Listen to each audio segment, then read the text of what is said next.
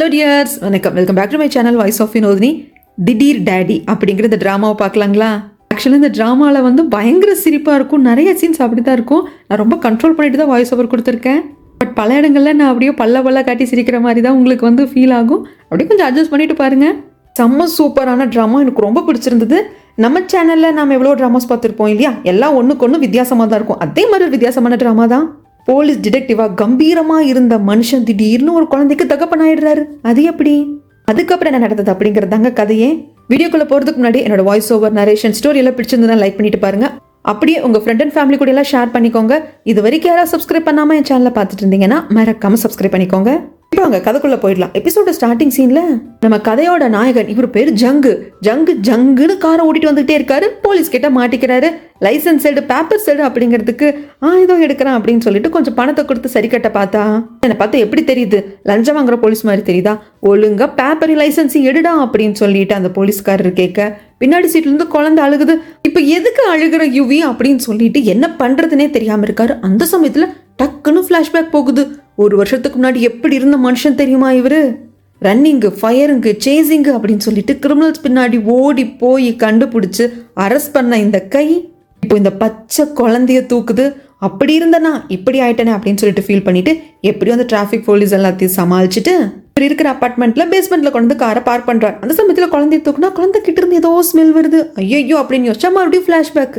ஏன்னா குற்றவாளிகள் ட்ரக்ஸை வச்சிருக்காங்களா என்ன அப்படிங்கிறத மோப்பம் பிடிச்சி கண்டுபிடிச்ச இவரு மூக்கு இப்போ குழந்தை வந்துட்டு டயப்பர்ல கக்கா போயிடுச்சா இல்லையா அப்படிங்கிறத ஸ்மெல் பண்ணி கண்டுபிடிக்கிறாரு. இப்படி சீனுக்கு சீன் இவர் வாழ்க்கை எப்படி மாறிச்சு நம்மளுக்கு காட்டிட்டு திடீர்னு ஒரு குழந்தையோட வந்து நிக்கிறாரு. இவர் போலீஸ் யூனிஃபார்ம் போட்டிருக்காரு.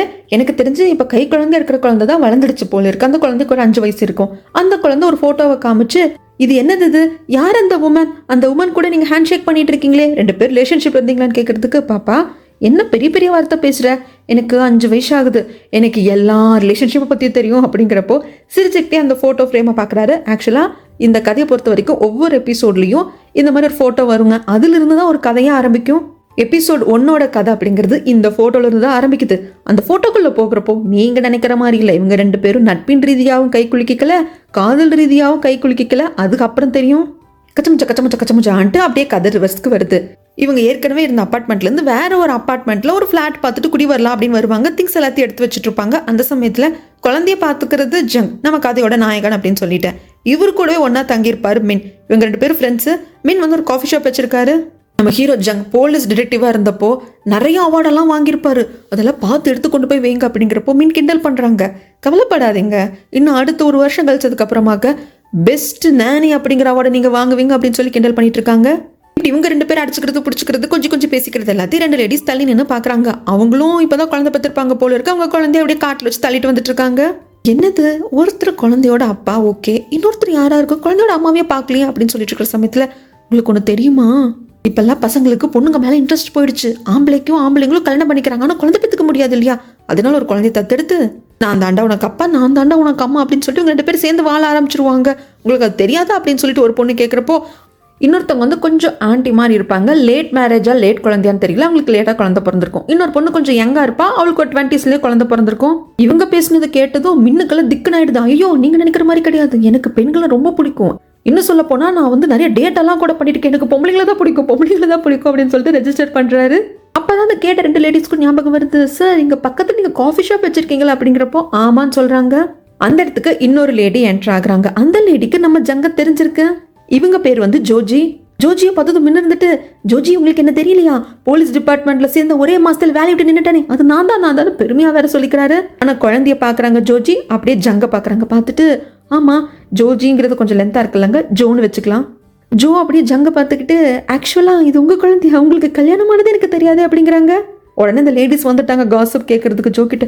உனக்கு இவங்களை தெரியுமா அப்படின்னு சொல்லிட்டு வம்பு பேசுறதுக்காக கேட்க, ஜோ இருந்துட்டு தெரியும், இவங்க 2 பேரும் என்னோட கலீக், நான் வந்துட்டு போலீஸ் டிபார்ட்மெண்ட்ல வேலை செஞ்சேன் இல்லையா, அப்போ என் கூட வேலை செஞ்சவங்க அப்படின்னு சொல்றாங்க. ஆனா ஜோ கிட்ட ஒரு தயக்கம் இருக்கு. அட் த சேம் டைம் ஜோவும் ஜங்கும் 2 பேர் பார்வை மீட் பண்ணிக்கிறப்போ இவங்க வந்து ஒரு ஹோட்டலுக்கு போயிருப்பாங்க தனியாக, அது நைட் டைம். அது இவங்க 2 பேருக்கும் ஃபிளாஷ்பேக்காக வந்துட்டு போகுது. ஒரே ஒரு சீன் மட்டும், ஜோக்கு இந்த அப்பார்ட்மெண்ட்டுக்கு ஜங்கு வந்தது பிடிக்கல, இந்த அப்பார்ட்மெண்ட்ல ஜோ குடியிருப்பா அப்படிங்கிறது ஜங்குக்கும் பிடிக்கல, தெரியாது. அதுக்கப்புறம் வீட்டுக்குள்ள எல்லாம் வந்துட்டாங்க. மின்னும் ஜங்கும் பாட்டிக்கு என்னென்னமோ பேசிட்டு இருக்காங்க, என்னென்னமோ வந்துட்டு டாபிக்கா போயிட்டு இருக்கு. கடைசியில பார்த்தா குழந்தைய வந்து வீட்டுக்குள்ள தூக்கிட்டு வராம இருந்திருப்பாங்க. அடிச்சு புடிச்சு வந்தா அந்த செக்யூரிட்டி தான் இருந்துட்டு, பாப்பா நீ யார் குழந்தை அப்படின்ட்டு குழந்தை அழுகிற குழந்தை சமாதானப்படுத்திட்டு இருப்பாங்க. இவங்க 2 பேரும் அடிச்சு புடிச்சு வந்து, சரி இது எங்க குழந்தை அப்படிங்கிறதுக்கு, உங்க குழந்தையா, அதாவது இவர் குழந்தை அப்படின்னு சொல்லிட்டு கன்ஃபார்ம் பண்றாரு. எனக்கு ஒர்க்குக்கு டைம் ஆச்சு, அப்பா உன்னை பத்திரமா பார்த்து பாருடி செல்லக்குட்டி அப்படின்னு யுவி பாப்பாக்கு ஒரு பைக் காமிச்சிட்டு அங்க இருந்துட்டு மின் பாட்டுக்கு போயிடுவான். அதுக்கப்புறமாக குழந்தை கூட்டிகிட்டு வீட்டுக்கு வரணுங்கிறதுக்காக லிஃப்ட்டில் வர்றப்போ தான் இவர் ஒரு ஃப்ளாஷ்பேக்கை யோசிச்சு பார்ப்பாரு. ஒரு முக்கியமான மிஷனில் இருந்துட்டு இருந்திருப்பாரு நம்ம ஜங். அந்த வந்து முடிச்சிருப்பாரு, கிரிமினலையும் அரெஸ்ட் பண்ணியிருப்பாரு. அந்த சமயத்தில் இவருக்கு ஒரு ஃபோன் கால் வரும். ஆமாம் சொல்லுங்க, நான் அவங்களோட தம்பி தான் சொல்லுங்க அப்படிங்கிறப்போ அதிர்ச்சிக்குள்ளாயிருப்பார். என்னன்னா ஜங்கோட அக்காவும் அக்கா வீட்டுக்காரரும் காரில் போய் ஆக்சிடென்ட் ஆச்சா என்ன எதுன்னு தெரியல, அவங்க 2 பேர் இறந்து போயிட்டாங்க அப்படிங்கிற நியூஸ் கிடைக்குது. இந்த ஃபின்னரில் வந்துட்டு இவர் உட்காந்துருக்கிறப்ப இவருக்கு நெஞ்சே வலிக்கிற மாதிரி இருக்கு. ஜங்குக்கு இந்த உலகத்தில் இருக்கிற ஒரே சொந்தம்னா அவங்க அக்கா தான், அவங்க அக்காவுக்கும் அப்படிதான். இந்த உலகத்தில் இருக்கிற ஒரே சொந்தம்னா தம்பியான ஜங் மட்டும்தான். இப்படி அக்காவையும் மாமாவையும் பறி கொடுத்துட்டேனே அப்படின்னு சொல்லிட்டு இவர் அழுதுட்டு இருக்கிறப்போ அக்காவோட குழந்தைய ஒருத்தவங்க தூக்கிட்டு வராங்க. இந்த மாதிரி குழந்தைய வந்துட்டு ஃபர்ஸ்ட் அவங்க ரிலேட்டிவ் சைடு தான் ஒப்படைக்கணும். குழந்தையோட பாட்டி, அதாவது குழந்தையோட அப்பாவோட அம்மா, அவங்க வந்து இந்த பொறுப்பை எடுத்துக்க மாட்டேன்னு சொல்லிட்டாங்க. ஸோ வேற வழி இல்லை, இது உங்க சிஸ்டர் குழந்தை தானே, நீங்க தான் பார்த்துக்கணும் அப்படின்னு கொடுத்துருந்துருப்பாங்க. அம்மா அப்பா இல்லாதப்போ தன்னை வந்து பெத்த குழந்தை மாதிரி நம்ம அக்கா வளர்த்து ஆளாக்கியிருக்கா, அவ குழந்தைக்கு நாம இருக்கணும் அப்படின்னு சொல்லிட்டு இவர் மறுப்பேதும் பேசாம போலீஸ் வேலையை கூட விட்டுட்டு குழந்தை வளர்க்க ஆரம்பிச்சிருந்திருப்பாரு. குழந்தை வளர்க்குறதுனா ஈஸியான விஷயமா? குழந்தை பார்த்துக்கிறப்போ பார்த்துக்கிறவங்களுக்கு சரியான சாப்பாடு தூக்கம் எதுவுமே கிடைக்காது. சாப்பாடு இருக்கும், தூக்கமும் தூங்கலாம், ஆனா முடியாது. அது எல்லாத்தையும் ஜங் வந்துட்டு கிராஸ் பண்ணி தான் வந்துட்டு இருக்காரு. ஆனால் ரொம்ப ஸ்ட்ராங்காக இருக்காரு. கவலைப்படாத தங்கம், மாமா நான் இருக்கேன், நான் உன்னை நல்லபடியாக பத்திரமா பார்த்துக்கிறேன் அப்படின்னு சொல்லிட்டு ஹெல்ப்புக்கு நேனியை வச்சுக்கலாம் அப்படின்னு அதுக்குன்னு தனியாக ஏஜென்சி எல்லாம் இருக்கும் இல்லையா, அந்த ஏஜென்சி கிட்ட சொல்லியிருப்பாங்க. நேனியும் வந்திருப்பாங்க. அவங்க என்னத்தை பார்த்து பயந்தாங்க ஏதுன்னு தெரியல. சாரி என்னால் வேலைக்கு வர முடியாதுன்ட்டு ஓடிடுவாங்க. ஏன் இப்படி அம்போன்னு விட்டு போறி அப்படின்னு சொல்லிட்டு இவர் வீட்டுக்கு வெளியே வந்து கத்திட்டு இருப்பாரா. அப்போ கரெக்டாக ஆப்போசிட் வீட்டில் தான் ஜோவும் இருக்காங்க போல இருக்கு. இது நம்ம காமன் ஸ்பேஸ், இங்கே நின்றுட்டு கத்தக்கூடாது அப்படின்னு சொல்லிட்டு லிஃப்ட் எடுக்கலான்னு பார்த்தா லிஃப்ட் வந்துட்டு ஒர்க் ஆகுறதுல, சக்கியில தான் போகணும் அப்படிங்கிறப்போ, என்ன ஜோ என்ன ரொம்ப ஓவரா பண்ணிட்டு இருக்க, உன் குழந்தைய பார்த்துக்கிறதுக்கு நீ இருக்க, இந்த குழந்தைய நான் மட்டும்தான் பார்த்துட்டு இருக்கேன், பேபி சிட்டர்ஸ் யாராவது நம்பர் கான்டாக்ட் வச்சிருந்தா கொடு அப்படிங்கிறப்போ, ஹே நான் எதுக்கு மேம் உனக்கு கொடுக்கணும், எனக்கும் உனக்கும் என்ன இன்ட்ரெஸ்ட் இருக்கு, எனக்கு உன்னோட எந்த விஷயத்துலையும் இன்ட்ரெஸ்டே கிடையாது, நீ பாட்டுக்கு தேவையில்லாம என்கிட்ட பேசிட்டு இருக்காது அப்படிங்கிறப்போ, என்ன பார்த்து ஏதோ பெரிய இவன் மாதிரி பார்த்துக்கிட்டே இருக்க, 4 வருஷத்துக்கு முன்னாடி அந்த ரூமுக்குள்ள நடந்த எதையும் என்னால் அவ்வளோ ஈஸியாக மறக்க முடியாது அப்படிங்கிறப்போ, அப்படி என்ன நடந்ததுன்னு தெரியல. ஆனால் ஒரு ஹோட்டல் ரூமுக்குள்ள, அதுவும் வந்து நல்ல பெரிய ஹோட்டல்லாம் கிடையாதுங்க, கொஞ்சம் சீப்பான ஹோட்டல் தான், வேலை கம்மியான ஹோட்டல் தான். அந்த ஹோட்டல் ரூமுக்குள்ள 2 பேர் உட்காந்துட்டு இருக்கிற மாதிரியும் அந்த இடமே ரொம்ப ஆக்வர்டாக உங்களுக்கு இருக்கிற மாதிரி நம்மளுக்கு காட்டுறாங்க. உடனே ஜோர்ந்துட்டு டே இப்போ கூட அதை பற்றி பேசுகிற அப்படிங்கிறப்போ இவர் நக்கலா சிரிக்க, இதை பாரு ஜங், அதை பற்றி பேசினா உனக்கும் தான் அசிங்கம் அப்படிங்கிறாங்க. இதை பாரு, அசிங்கம் மானம் அவமானம் எல்லாம் எல்லாமே இருக்கிறவங்க தான் ஃபீல் பண்ணணும், என்கிட்ட இழக்கிறதுக்கு ஒன்றுமே கிடையாது, நான் இதுக்கு ஃபீல் பண்ணணும், ஆனால் உனக்கு ஃபேமிலி குழந்தை எல்லாம் இருக்கு, நீ தான் ஃபீல் பண்ணணும் அப்படின்னு பேசிக்கிட்டே இருக்கிறப்போ குழந்தையோட டாய் விழுகிற சவுண்டு கேட்குது. அது ஜோவோட குழந்தையோடது கிடையாது. எபிசோட் ஸ்டார்டிங்ல இந்த வீட்டுக்கு ஜங் குடி வரப்ப 2 லேடிஸ் வந்து பேசினாங்க இல்லையா, அதுல ஒரு பொண்ணு, இந்த பொண்ணுக்கு நான் பேர் வைக்கிறேங்க யோன் அப்படின்னு சொல்லிட்டு நான் பேர் வைக்கிறேன். யோன் வந்து அவங்க குழந்தையோட டாய்ஸ் தெரியாம கீழே விழுந்திருக்குமா, அதை பார்த்து இவங்க 2 பேர் அதிர்ச்சி இருப்பாங்க. நம்ம ஜங்கல்ல இல்ல, ஜோ மட்டும்தான். லிஃப்ட் ஒர்க் ஆகாதனால தான் அவங்க ஸ்டெப்ஸ் வழியா வந்திருப்பாங்க. இவ கேட்டிருப்பாளா என்னன்னு தெரியல அப்படின்ட்டு ஜோக்கு கொஞ்சம் பதட்டமா இருக்கு. யோன் வந்ததை வச்சு ஜோவும் அங்க இருந்துட்டு வா நம்ம உடனே யோகா கிளாஸ்க்கு போகலாம் அப்படின்னு சொல்லிட்டு வந்துடுறாங்க. யோன் கிட்ட சொல்லிட்டு தான் வருவாங்க, ஆக்சுவலாக மெயின்டெனன்ஸ் சரியில்லையா, அதை பற்றி பேசிட்டு இருந்தோம் அப்படின்னு சொல்லிட்டு என்னமோ சமாளிக்கிறாங்க. ஆனாலும் ஜோக்கு பக்குன்னு இருக்கு, இவ கேட்டிருப்பாளோ என்னமோன்ட்டு. அதுக்கப்புறமாக உள்ள வந்து யூவி பாப்பா அழுதுட்டு இருக்கா. நம்ம ஜங் போய் பால் கொடுக்குறாரு. பாப்பா புட்டியில தான் பால் குடிக்கும், ஆனா தாய்ப்பால் குடிக்கிற மாதிரி கொடுத்தாதான் குடிக்கும். ஜங் கேட்பாரு, ஏமா உனக்கு இப்படி ஒரு பிரச்சனை, புட்டியில டைரக்டா குடிக்க மாட்டீங்களோ, இப்படி ஒரு ஆல்ட்ரேஷன் உனக்கு தேவைப்படுதா அப்படின்னு சொல்லிட்டு குழந்தைகிட்ட பேசிட்டே பால் கொடுக்குறாரு. இங்க யோகா கிளாஸ்க்கு வந்ததுக்கு அப்புறமாக கூட இந்த யோன் ஏதாவது கேட்டிருப்பாளோ அப்படின்னு சொல்லிட்டு, ஆக்சுவலா அந்த யூவி பாப்பாவோட அங்கிள் அதான் ஜங்கு, நாங்கள் போலீஸ் டிபார்ட்மெண்ட்ல இருந்தப்போ ஒன்றா ஒர்க் பண்ணோமா, அதெல்லாம் எங்களுக்கு தெரியும், அதனால நார்மலாக பேசிட்டு இருந்தோம், நீ கூட கேட்டிருப்பியா அப்படிங்கிறப்போ ஜோக்கா, இல்லை நான் அந்த அளவுக்குலாம் கேட்கல, லிஃப்ட் ஒர்க் ஆகலன்னு ஸ்டெப்ஸில் வந்துட்டு இருந்தேன்னா அப்போ ஏன் குழந்தை கையில் இருந்த டாய் வந்து கீழே விழுந்துடுச்சு, அப்போ நீங்கள் பார்த்துட்டீங்க அப்படின்னு சொல்கிறாங்க. இருந்தாலும் ஜோக்கு பக்குன்னு இருக்குது. அதுக்கப்புறம் அந்த இன்னொரு லேடி வராங்க, இவங்க பேர் கு அப்படின்னு சொல்லிட்டு வைக்கிறேன். இவங்களுக்கு கொஞ்சம் லேட்டாக தான் குழந்தை பிறந்திருக்கும், அதனால இவங்களுக்கு இன்னும் வந்து அந்த ஸ்டிச்சஸ் எல்லாம் ஆறி இருக்காது, ரெக்கவர் பீரியடும் ரொம்ப வந்துட்டு ஆகிக்கிட்டே இருக்கும். இப்போ கூட உட்கார்றது எந்திரிக்கிறது உங்களுக்கு பிரச்சனை இருந்துகிட்டே இருக்குமா, இன்னும் யோகா டீச்சர் வரல அப்படின்னு சொல்லிட்டு எல்லாரும் பேச ஆரம்பிக்க, அப்போ ஜோக்கு வந்து கால் வருது. ஜோக்கு வந்து இது 2வது குழந்தைங்க, இன்னொரு குழந்தை இருக்கு, அந்த குழந்தைக்கு ஒரு 3.5 வயசு இருக்கும், கிண்டர் கார்டன்ல விட்டுருப்பாங்க. அங்கிருந்து உங்க பொண்ணை வந்து ஒரு பையன் கீறி விட்டுட்டான் முகத்துல அப்படின்னு சொன்னதும் அந்த பிரச்சனையை எது பாக்குறதுக்குன்னு வெளியே வந்துருவாங்க. அதுக்கப்புறம் இவங்க 2 பேர் மட்டும், யாரு யோனும் கோவும் தான் ஒரு காஃபி ஷாப்ல வந்து உட்காந்து பேசிட்டு இருப்பாங்க.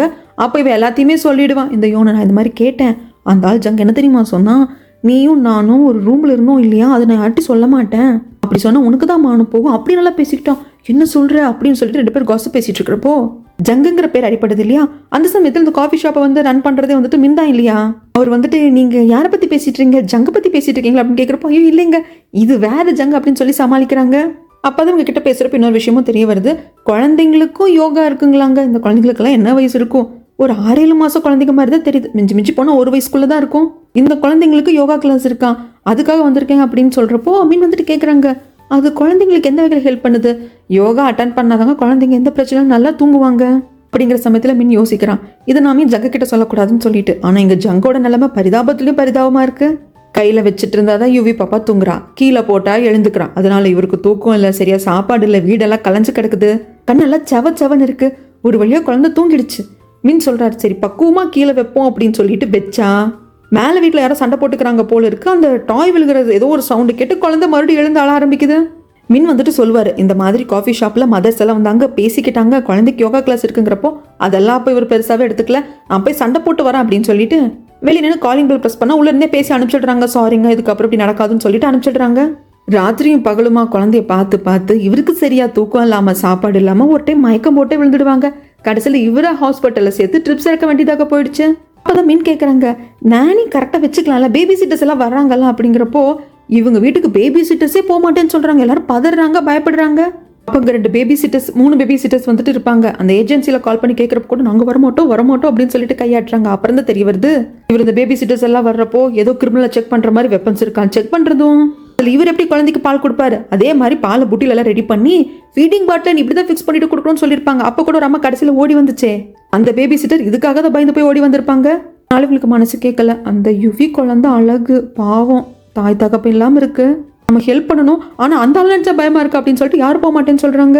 கடைசியில் மின் சொல்றாங்க, ஒரு வாட்டி இந்த யோகா கிளாஸ்க்கு தான் போய் ட்ரை பண்ணி பாரு, குழந்தைங்கள நல்லா தூங்குறதாக காஃபி ஷாப்புக்கு வந்து மதர்ஸ் சொன்னாங்க அப்படிங்கிறப்போ சரி இப்படியே விட்டா நானும் செத்து போயிடுவேன், அதுக்கு கடைசியாக அதை ட்ரை பண்ணி பார்க்கலாம் அப்படின்னு சொல்லிட்டு ஜங் குழந்தைய தூக்கிட்டு வராங்க. இந்த அப்பார்ட்மெண்ட்டுக்கு பக்கத்துலேயே தாங்க இந்த யோகா கிளாஸ்லாம் நடந்துட்டு இருக்கு. இப்போ வர்றப்போ மற்ற மதர்ஸ் எல்லாம் இல்லை, யோகா டீச்சர் மட்டும்தான் இருக்காங்க. என்ன ஏதுன்னு கேட்டு தெரிஞ்சுக்கிறாங்க. இந்த மாதிரி குழந்தைக்கு வந்து யோகா சொல்லி கொடுக்கணும் அப்படிங்கிறப்போ சரி நீங்கள் தான் ஃபாதரா, அம்மா ஏதாவது வேலைக்கு போயிருக்காங்களா அப்படிங்கிறப்போ இல்லைங்க நான் அங்கிளுங்கிறாங்க. அந்த யோகா டீச்சர் ஒரு பொம்மை வச்சுக்கிட்டு இப்படி தான் குழந்தையோட காலை ஸ்ட்ரெச் பண்ணணும், இப்படி பண்ணணும் அப்படின்னு சொல்லிட்டு எல்லாம் சொல்லி கொடுக்குறாங்க. இவர் பண்ணுறாரு, ஆனால் ஒரு எக்ஸ்பிரஷனே இல்லை சார். குழந்தைங்க கிட்ட பேசுகிறப்போ ரொம்ப எக்ஸ்பிரஷனோட எக்ஸ்பிரசிவாக பேசணும் சார், அப்போ தான் சார் அது குழந்தைங்களுக்கு புரியும், குழந்தைங்களும் ஃபீல் பண்ணுவாங்க, இப்படி பண்ணுங்க அப்படி பண்ணுங்கன்னு சொல்லி கொடுக்குறாங்க. இதோட ரிசல்ட் நல்லா தெரியுது.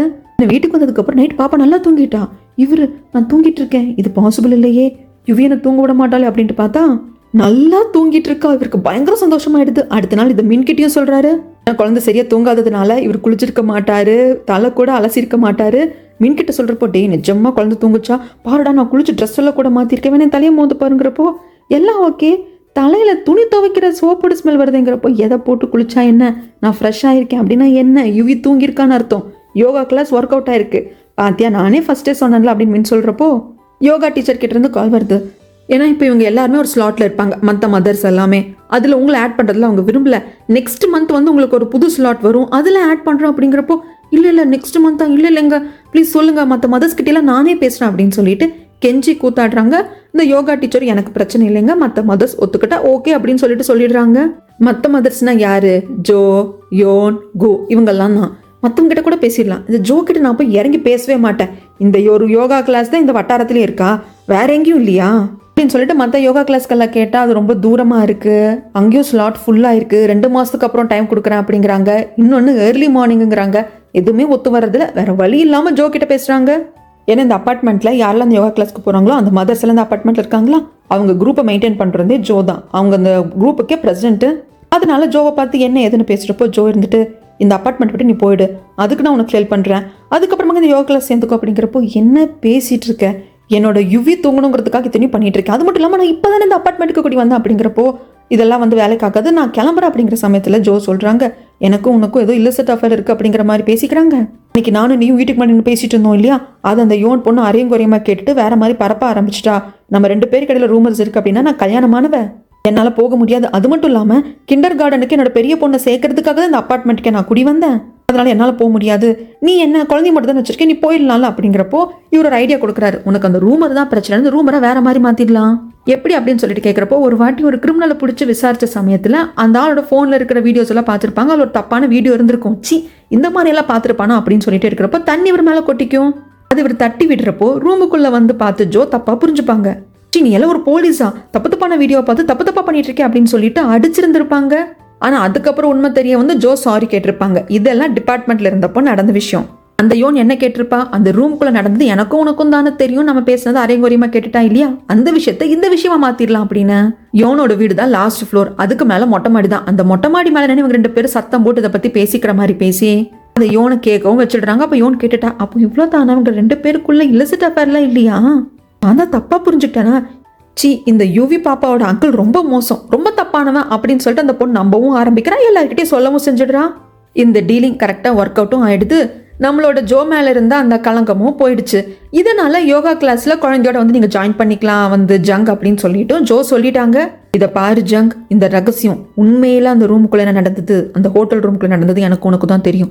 நீ கல்லறைக்கு போகிற வரைக்கும் அந்த உண்மையை எடுத்துட்டு போற, யார்ட்டையும் சொல்லக்கூடாது, புரிஞ்சுதா அப்படின்னு சொல்றாங்க. கண்டிப்பா, எனக்கு வேணுங்கிறதுல என்னோட யுவி பாப்பா தூங்கணும், அவ்வளவுதான் டீல் அப்படின்னு சொல்லிட்டு 2 பேர் ஹேண்ட் ஷேக் பண்ணியிருந்திருப்பாங்க. இது தாங்க அந்த போட்டோ ஃப்ரேம்குள்ள இருக்கிற சீக்ரெட். இதோட இங்க எபிசோட் 1 முடியுது. இதுக்கப்புறம் தான் கூத்தே இருக்கு. அடுத்தடுத்த வீடியோஸ் எல்லாம் டைமுக்கு பார்க்கறதுக்கு என் சேனலை சப்ஸ்கிரைப் பண்ணி வச்சுக்கோங்க. அடுத்த வீடியோல வந்து நான் உங்களை மீட் பண்றேன்.